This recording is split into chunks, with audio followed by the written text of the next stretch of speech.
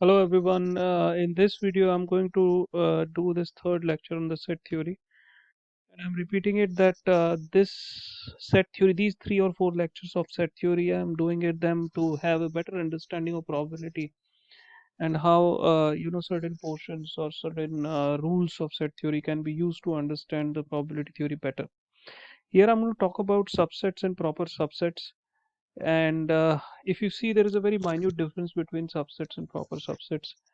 So if you look into the definition of a subset, if A and B are two sets and all members of A are also the members of B, then A is known as a subset of B, and it can be represented by A is a subset of B like this, or can be read as A is contained in B. So mathematically, if X is in A, that means there is some number X is in A, and this implies that X is in B.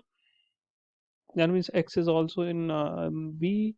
Then A can be said as contained in B. Now, please focus on this symbol. I'm going to make some interpretation for all values of x belongs to A. That means if every member of A is also a member of B, then A can be said that it is contained in B.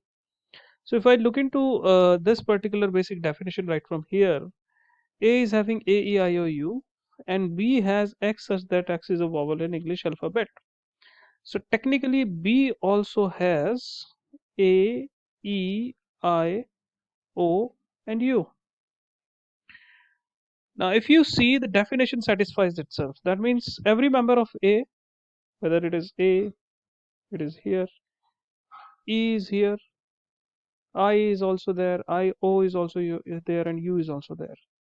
So if I go to the with the fundamental definition of subset, that means every member of A is a member of B also. Then A can be said as subset of B. Now, the argument here is that since every member of A is a member of B, so every member of B also becomes a member of A, and you can also call it B is a subset of A. Now from here, we can also conclude that A is equal to B. And this is a theorem, all of you must see this particular theorem. That's an interesting concept, that if A is a subset of B and B is a subset of A, then A is equal to B. And it can simply be, you can have a simple proof of it. That's not a big challenge at all. So generally, this is the mathematical definition of subset, and that's how the subsets come out. Now, what we actually see is that what is a proper subset? The definition more or less remains same. If A and B are two sets and all members of A are also the members of B, then A is known as a proper subset of B, given that the cardinal number of B is greater than A. And it can be represented by A is a proper subset of B. So if you see, the previous symbol was like this. That means A is contained in B but also equal. But here A is contained in B but B is larger. Or can be read as A is contained in B. So if X is in A implies X is in B, then A is contained in B for all values of X belongs to A if cardinal number of B is greater than cardinal number of A. And here there is an example. A is containing A, E, I, O, U. That means 5 letters are there, 5 vowels of English alphabet. And B is X such that X is a letter in English alphabet. Then A is contained in B. So if you want to draw it through a Venn Euler diagram, that can be simply done. You can see that this is universal set. This is set A containing A, E, I, O, U, and rest of the letters are here. And this is, let's say, B.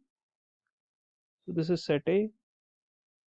This is set B, and B is something like B, C, D, F, G, and so on up to Z. So if you see clearly that A is completely lying in B. Other representation of a subset, of a proper subset, in fact, this is B and this is A. So A is completely contained in B, and you can simply say that A is contained in B. So that's the difference between subset and proper subset. And I'm giving a very quick snapshot here.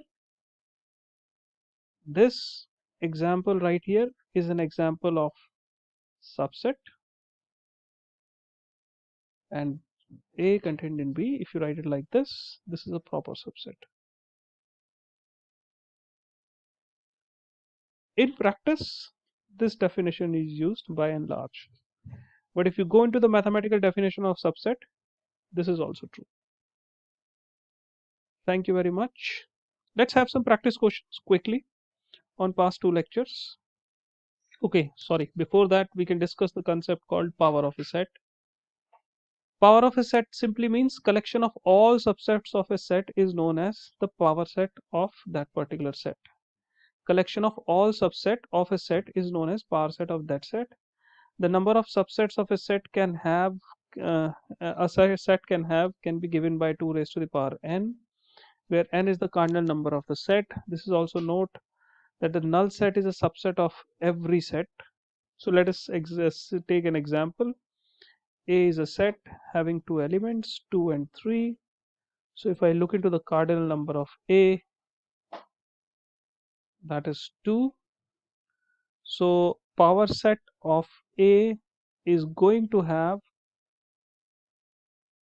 so it is 2 raised to the power n. So 2 raised to the power 2, 2 raised to the power 2, and where n is cardinal number, so the value of n is here. That means 4 subsets. So let's see how the power set of A comes out. The one subset could be 2,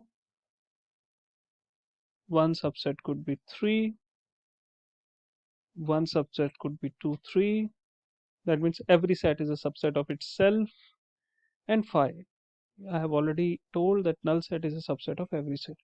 So if you look into this, all these things, 2 also falls into 3, 3 also falls into 3, 2, 3 by the definition of subset also falls into 3, 5 also falls into 3. So there are takeaways are 5 is subset of every set.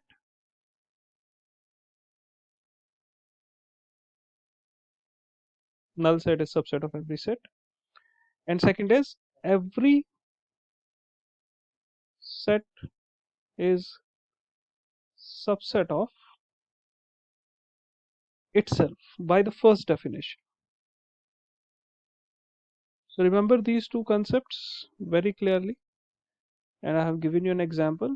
You can take something like, so if I have A is equal to A E I O U, then its cardinal number of A is 5, then it must have power set of A in this case is going to contain 2 raised to the power 5, 2 raised to the power n, because this becomes n. So 2 raised to the power 5 is how much? 32 subsets. You'll count it, there are 32 subsets it can have. You can draw all these 32 subsets. So of course 2 of these subsets you already know, 5, and second is going to be A E I O U itself. Let's talk or take some questions on lecture 2 and this one. So I'm giving you options. Cardinal number of a set A X such that X is a player of playing squad of a football team. So I clearly know there are 11 players in a football team, so the cardinal number is going to be 11. X is a captain of Indian cricket team, where A is a null set or power set or singleton set. The correct answer is singleton set. X such that X was a lady army chief of India. Here A is a power set, null set, or okay, two options are same. I'm sorry. Yes, the correct option is null set. 2, 4, 10 A and B is 3, 400 R. A and B are equivalent. So they are equivalent set because their cardinal numbers are same. If you see cardinal number of A is 4. There are 4 members in it, 1, 2, 3, 4, and cardinal number of B is also 4. 1, 2, 3, 4, but they are not same. So they are equivalent sets. So thank you very much.